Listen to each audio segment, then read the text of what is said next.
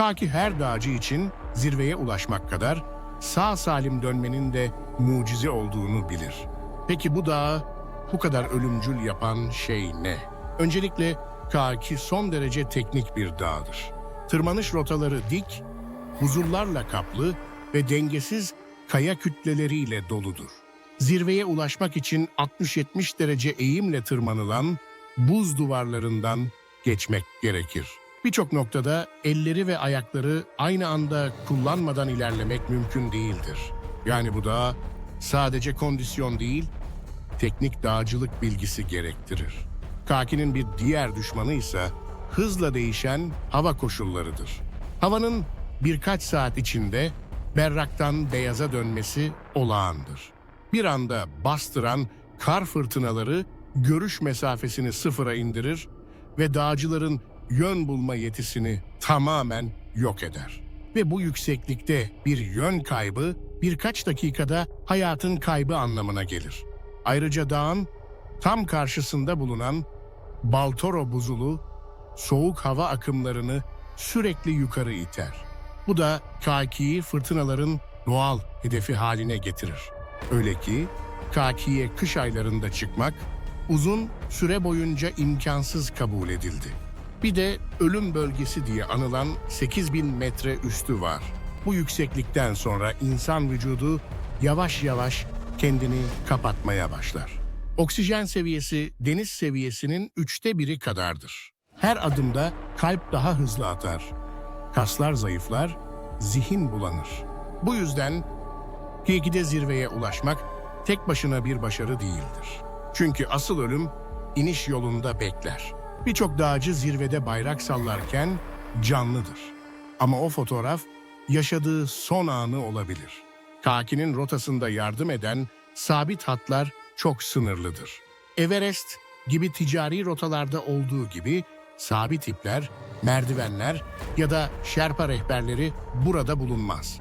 Çoğu zaman dağcılar her kararı kendi verir. Ve yanlış bir karar sadece kendisinin değil, ekibin de sonu olabilir. Kaki bir dağdan çok daha fazlasıdır. O insanla doğa arasındaki en saf çatışmadır. İlk zirve, İtalyan zaferi, bedeli ve şüpheleri Kaki, uzun yıllar boyunca dağcıların ulaşamadığı bir zirve olarak kaldı. 20. yüzyılın başlarında birçok keşif ekibi bu devasa dağa tırmanmayı denedi. Ama hepsi başarısız oldu. Çünkü Kaki sadece fiziksel değil, zihinsel olarak da insanı zorlayan bir dağdı. 1954 yılına gelindiğinde İtalyan Alpin Kulübü büyük bir plan yaptı. Bir grup seçkin dağcıdan oluşan ekip Pakistan'a doğru yola çıktı. İki ismi tarih yazacaktı: Achille Compagnoni ve Lino Lascedelli. 31 Temmuz 1954'te bu iki İtalyan Kaki'nin zirvesine ulaştı. Bu insanlık için büyük bir başarıydı. Artık Kaki fethedilmişti.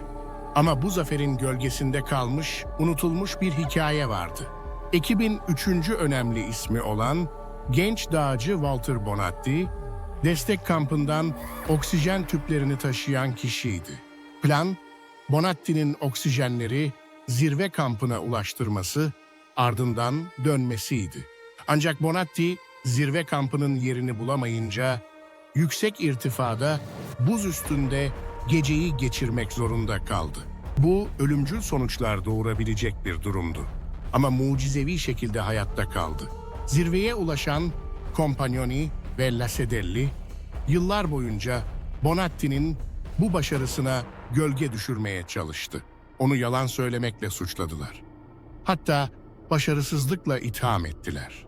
Bonatti ise kendini savundu ve sonunda haklı olduğu yıllar sonra kabul edildi. Bu olay sadece dağın fiziksel zorluklarını değil, insan ruhunun karanlık tarafını da ortaya koydu. Kaki sadece doğayla değil, insanın egosuyla da savaştığınız bir yerdi. Bonatti yıllar sonra şöyle dedi: "Ben dağa yenilmedim ama insanlara çok kez yenildim." 1954'teki bu tırmanış bir milletin gururu olurken bir dağcının da içsel yıkımına sebep oldu. Ve bu olay Kaki'nin sadece bir zirve değil, ahlaki bir sınav olduğunu tüm dünyaya gösterdi. Bugün hala Bonatti'nin hikayesi dağcılık dünyasında tartışılır. Çünkü Kaki'ye ulaşmak kadar zirveye nasıl ulaştığınız da önemlidir. 4. 2008 felaketi. 11. Dağcı bir gece bir dağ 1 Ağustos 2008. O gün dağcılık tarihine kara harflerle yazıldı. Çünkü Kaki zirvesine ulaşan 17 dağcıdan 11'ini geri vermedi. Her şey normal başlamıştı. İyi hava koşulları, uygun rota, deneyimli ekipler. Aralarında Sırbistan, Güney Kore, Norveç, Nepal, İrlanda ve Pakistan'dan dağcılar vardı. Ama Kaki'de işler asla sadece planla ilerlemez. Zirveye çıkan ilk ekip sabah saatlerinde hareket etti. Öğleye doğru diğer ekipler de yola koyuldu. Zirveye ulaşanlar mutlu, yorgun ama umutluydu. Fakat dönüş yolu beklenenden daha zorluydu. İniş sırasında dağın en tehlikeli geçişi olan Şişeboynu, Bottleneck bölgesinde büyük bir çığ koptu. Bu çığ sabit hatları ve halatları yerinden söktü. Dağcıların inişini sağlayan tek yol artık yoktu. Bazı dağcılar zirveye çok yakınken geri dönemediler. Bazıları hatların yokluğunda kayalıklarda mahsur kaldı. Bazıları ise karanlık bastığında yönünü şaşırdı ve düşerek hayatını kaybetti. Norveçli dağcı Rolf B. iniş sırasında karla birlikte sürüklenerek öldü. Eşi Cecilia Skog onu gözleriyle izledi ama yardım edemedi. Pakistanlı rehber Meherban Karim ekibin önünü açarken uçuruma düştü. İrlandalı Gerard McDonnell çığdan sağ kurtuldu ama yardım etmeye çalışırken ikinci bir çığda can verdi. Saatler ilerledikçe panik, yorgunluk ve oksijen yetersizliği bir araya geldi. Karanlıkta 30 derecede 8000 metrede insan vücudu dakikalar içinde çözülmeye başlar. Ve o gece her şeyi sessizce izledi. Hayatta kalanlar bu olaydan sonra neden yardım etmediniz gibi sorularla yıllarca yüzleşmek zorunda kaldı. Ama gerçek şuydu: o koşullarda yardım etmek kendini öldürmekle aynı şeydi. 2008 felaketi dağcılık dünyasını derinden sarstı. Çünkü bu olay dağların sadece fiziksel değil, ahlaki bir sınav olduğunu bir kez daha kanıtladı. Kaki o gün bir can aldı. Ama geride kalanların ruhundan çok daha fazlasını götürdü. 5. Ali Satpara, zirveye ulaşan ve kayıp giden kahraman. Muhammed Ali Satpara, Pakistan'ın Baltistan bölgesinde doğmuş, mütevazı bir dağ köyünden çıkan ve kısa sürede dünyanın en saygı duyulan dağcılarından biri haline gelen bir adam. Ama onu farklı kılan şey sadece yeteneği değil, azmi ve alçak gönüllü olmasıydı. Ali Satpara daha önce Kaki, Nanga Parbat, Gasherbrum İyanarına ve Iki gibi birçok yüksek zirveye çıkmıştı. Ama 2021 yılı onun en büyük hedefini taşıyordu. Kaki'nin kış zirvesi. Çünkü Kaki o zamana kadar kışın tırmanılan son 8000'lik dağ olarak kalmıştı. Ve bu başarı hala kimseye ait değildi. Ocak 2021'de Satpara, İzlandalı dağcı John Snorri ve Şilili Juan Pablo Mor ile birlikte K2 kış denemesine girişti. Yoğun fırtınalara rağmen ilerlediler. Soğuk 50 derecenin altına düşüyordu. Oksijen neredeyse yoktu. Ama 5 Şubat günü sabah erken saatlerde zirveye doğru son hamleyi yapmaya karar verdiler. Ve sonra onlardan bir daha haber alınamadı. Satpara'nın oğlu Sajid Satpara aynı ekipteydi, ancak oksijen regülatörü bozulduğu için daha alçakta kalmıştı. Bu karar onun hayatta kalmasını sağladı ama zirveye çıkan 3 kişi karanlıkta kayboldular. Günlerce süren uluslararası arama kurtarma çalışmaları sonuçsuz kaldı. Pakistan ordusu helikopterlerle, dağcılar dronlarla tarama yaptı. Ama Kaki'nin devasa yüzeyi onları yutmuştu. Sadpara'nın kayboluşu sadece Pakistan'ı değil, tüm dünyayı sarstı. Çünkü o sadece bir dağcı değil, dağların ruhunu taşıyan bir insandı.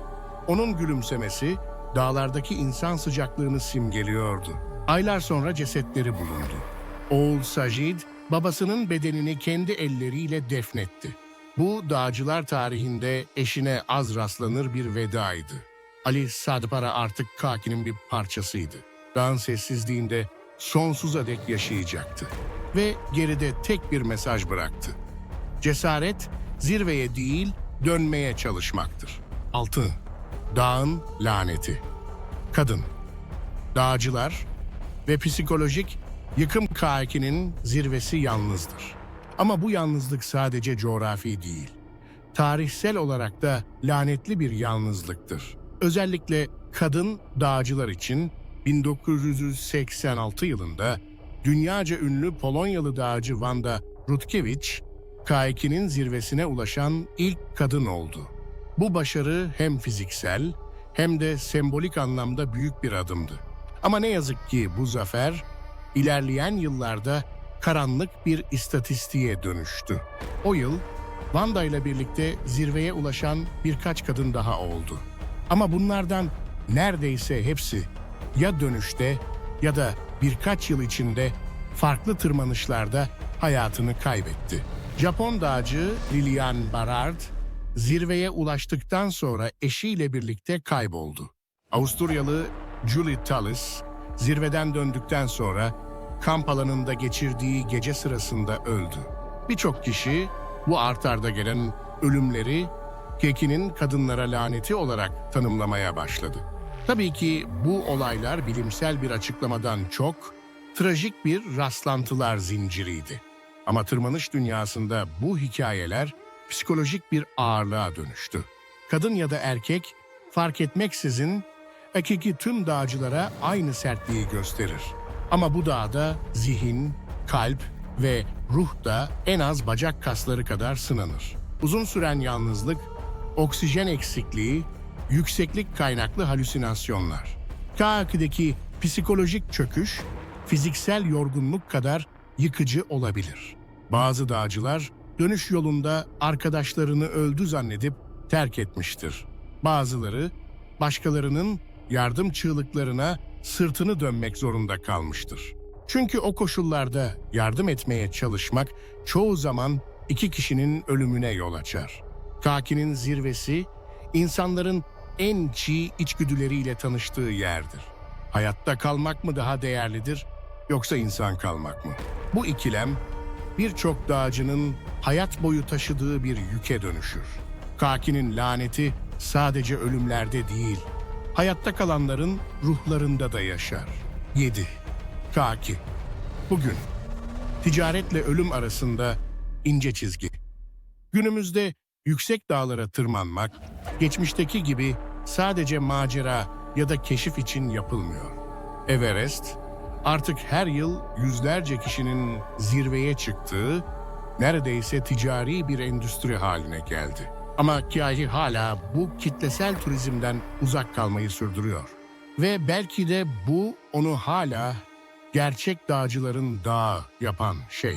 Yine de teknoloji, iletişim, ekipman ve hava durumu takip sistemlerinin gelişmesiyle birlikte son yıllarda K2'ye tırmanan insan sayısı arttı. Artık daha fazla rehber, daha organize ekspedisyonlar, daha iyi oksijen sistemleri var. Ancak bu kolaylıklar dağın doğasını değiştirmedi. K2 hala hata affetmeyen, doğayla pazarlık yapılmayan bir yer. 2023 yazında yaşanan bir olay, K2'nin insanlığın aynası olmaya devam ettiğini gösterdi.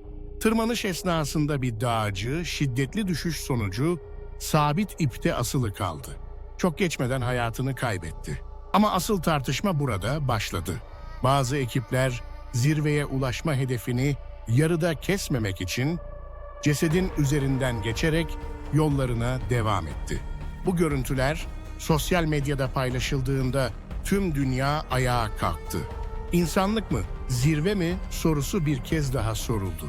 Tırmanış liderleri yukarıda yardım edilebilecek bir şey yoktu dedi. Ancak bu açıklama vicdanları rahatlatmadı. Bu olay bir kez daha gösterdi ki Kaki sadece bir dağ değil, aynı zamanda bir karakter testi. Bugün bile KYK'ye gitmek isteyenler uzun bir hazırlık sürecinden geçmek zorunda. Sigorta şirketleri kurtarma operasyonlarını karşılamaz. Devlet destekli arama kurtarma sistemi yoktur. Her şey ya kendi ekibinize ya da doğanın insafına bağlıdır. Ve bu dağda insaf çok nadirdir. Kaki'nin ticari rotaya dönüşmemesi gerektiğini savunan birçok dağcı var. Çünkü bu dağın en büyük gücü sıradanlaşmaması. Burada zirveye ulaşmak bir sayı değil, bir anlamdır. Ve o anlam ancak gerçek bir sınavla kazanılır. Biz dağın ötesinde. İradekâhi sıradan bir dağ değildir. O bir rakamla, yükseklikle, harita üzerindeki bir noktayla anlatılamaz. Çünkü Kaki, insan ruhunun sınırlarıyla ilgilidir. Oraya çıkan her kişi sadece yükseğe değil, kendi iç dünyasına da tırmanır. Bu dağda alınan her nefes, bilin ki bir mücadeledir. Atılan her adım bedel ister. Ve her karar, hayati sonuçlar doğurur. Kyaki'ye çıkmak, yalnızca fiziksel gücün değil, zihinsel ve ahlaki iradenin de sınanmasıdır. Burada insan sadece doğayla değil, zamanla, korkularla ve bazen en çok da kendi vicdanıyla baş başadır. Zirveye ulaşanların hikayeleri ilham vericidir ama geri dönemeyenlerin hikayeleri asıl öğretiyi barındırır. Çünkü bu dağda en büyük başarı zirveye varmak değil, dönüp yaşadıklarını anlatabilmektir. Dahi birçok kişinin mezarı oldu. Ama aynı zamanda birçok kişinin karakterini de şekillendirdi. Bazıları burada fiziksel olarak öldü. Bazıları ise yaşamayı öğrendi. Satpara gibi kahramanlar, Bonatti gibi yalnızlar, 2008'deki kayıplar. Hepsi bu dağın tarihine yazıldı. Ama her biri insanın doğa karşısındaki kırılganlığını ve cesaretini hatırlatıyor.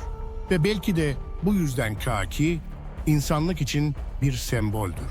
Egoların törpülendiği, sabrın sınandığı, cesaretin sessizce çığlık attığı bir yer. Dağlar bize doğanın ne kadar büyük olduğunu hatırlatır.